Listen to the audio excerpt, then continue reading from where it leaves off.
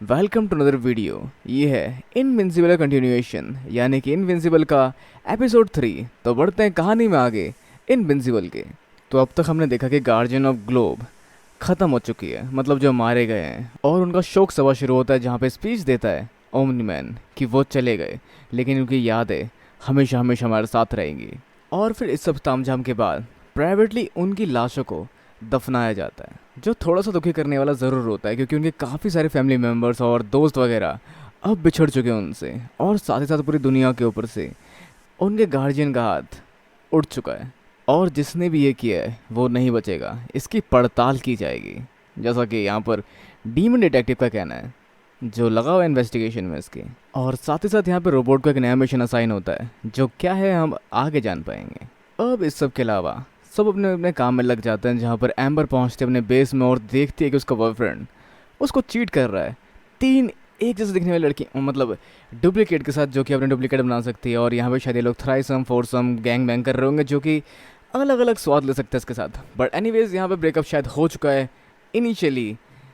Ewe का। तो अब इस सब नंगे नाच के छोड़ के हम बढ़ते हैं आगे रोबोट के मिशन की ओर, जो कि है नए गार्जियन ऑफ ग्लोब की खोज कर पाना, मतलब स्थापना करना, जहाँ पे नए लोग मिलकर नई टीम फॉर्म करेंगे गार्जियन ऑफ ग्लोब 2.0 शायद। तो यहाँ दुनिया भर के नामी ग्रामी पावरफुल लोग या फिर हीरोज आए हुए हैं जिनको गार्जियन ऑफ ग्लोब में सेलेक्ट करने के लिए कंडक्ट किया जाएगा एक छोटा सा डुअल, जहाँ 2 लोगों का आमना सामना होगा और जो जीतेगा वो गार्जियन ऑफ ग्लोब बनने की ओर आगे बढ़ जाएगा। जहाँ पहले मुकाबले में जाती है ईव और जीत के आती है, और आगे कंटिन्यू होते हैं और तरह के मुकाबले जहाँ पर काफ़ी घिनौने तरीके से जीते जाते हैं मुकाबले, लेकिन ओवरऑल इनकी पावर और चीज़ें इन्हें काफ़ी तक काबिल बना रही है इस मुकाबले में जीतने के लिए।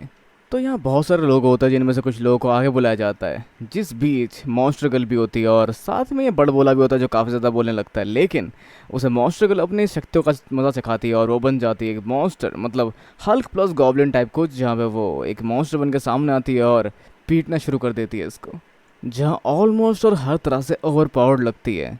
मॉन्स्टर गर्ल, जहाँ पे इसका कोई चांस शायद नहीं लगता।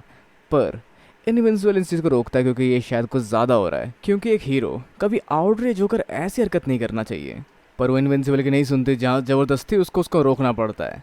और ओवरऑल इसके बाद ये सिचुएशन काफ़ी हद तक इनके हाथ में, मतलब कंट्रोल में आ जाती है। तो इस तरह से फाइनलाइज हो चुके हैं कुछ गार्जियन ऑफ ग्लोब के कैंडिडेट या फिर करंटली नए बने हुए गार्जियन ऑफ ग्लोब 2.0। अब इसके अलावा कुछ और भी यहाँ सेट हो रहा है, और वो है लाइफ मार्क्स की एम्बर के साथ, जहाँ उसे घर में वो स्टडी के लिए आती है और फिर उनकी बातें होती है और बातचीत होते होते बातचीत बढ़ती है, जहाँ बातचीत के बीच में आ जाता है सीजल, जो उन्हें रोकने के लिए कहता है एक सन की साइंटिस्ट को, जो कि लावा वॉल्केनो और इनके प्रेसिडेंट के चेहरों को, मतलब माउंट रशमोर को डिस्ट्रॉय करने पर तुला हुआ है, और जो अपनी टेक्नोलॉजी से लगातार तबाही मचा रहा है, जिसको रोकने के लिए पहुँचते हैं मार्क्स और ईव। वैसे साइंटिस्ट के पास हाथ में लगे हुए कुछ बैंड, जो कि कुछ शॉक वेव से क्रिएट होता है जिससे ये भाग उड़ या अटैक कर सकता है, जहाँ इनविंसिबल के एक अनप्रेडिक्टेबल अटैक से ये काफ़ी आसानी से बच जाता है, जो सच में काफ़ी कूल इन्वेंशन लगती है इसकी। जिसके बाद इसके वार से ये पूरी धरती हिला देता है और साथ में ले आता है लावा का सैलाब, जिसमें काफ़ी सारे लोग मुसीबत में फंस जाते हैं और उनको बचाते हैं इनविंसिबल और ईव। अब जहाँ पे ईव लड़ते हुए शख्स से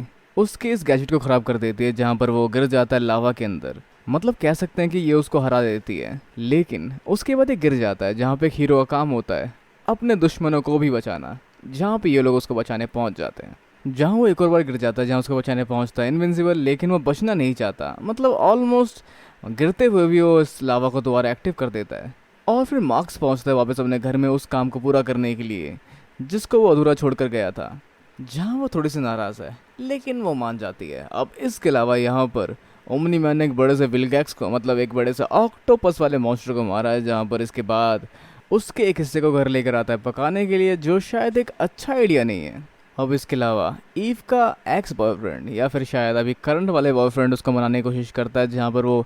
पहले से बेहतर बन के दिखाएगा, लेकिन ईव शायद उसे अभी नाराज़ है और वहाँ से निकल जाती है मार्क्स के पास। और जो उस समय उसे घर में वो देखती है, उसको देखकर वो उसको नहीं टोकती और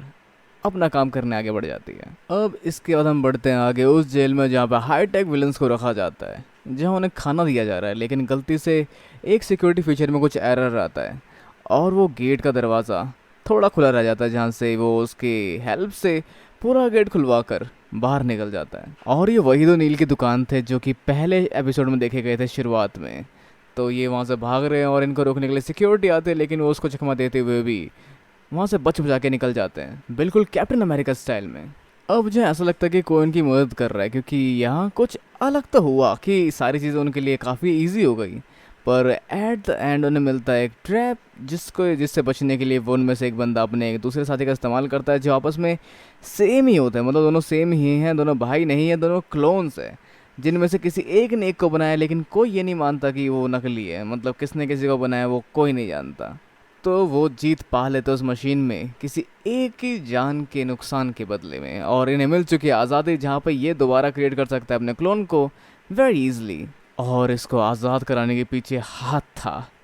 रोबोट का। और इसके एंड में हम देख पाते हैं कि डीमन डिटेक्टिव ओमनी मैंने घर में शक का बीज बोने पहुंच जाता है, मतलब सारे हीरोज आपस में लड़े, मतलब किसी से लड़े, लेकिन सिर्फ ओमनी मैन बचा और सारे मारे गए।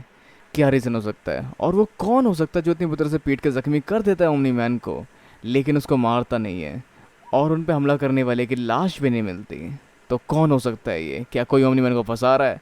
या फिर वही है इसका कल्प्रिट जिसका बीज बो दिया उसने ओमनी मैन की बीवी के दिमाग में? तो जानने के लिए जुड़े रहिए, या फिर अमेजोन प्राइम का सब्सक्रिप्शन लीजिए, और जो भी आपके विचार हैं नीचे कमेंट बॉक्स में लिख दीजिए। तो वैसे आपके सोचते अपने विचार नीचे कमेंट बॉक्स में बताना बिल्कुल ना भूलें। वीडियो को लाइक, शेयर और चैनल को सब्सक्राइब करना भी बिल्कुल ना भूलें। तब तक के लिए मिलते हैं अगली वीडियो में। Sayonara and have a nice day.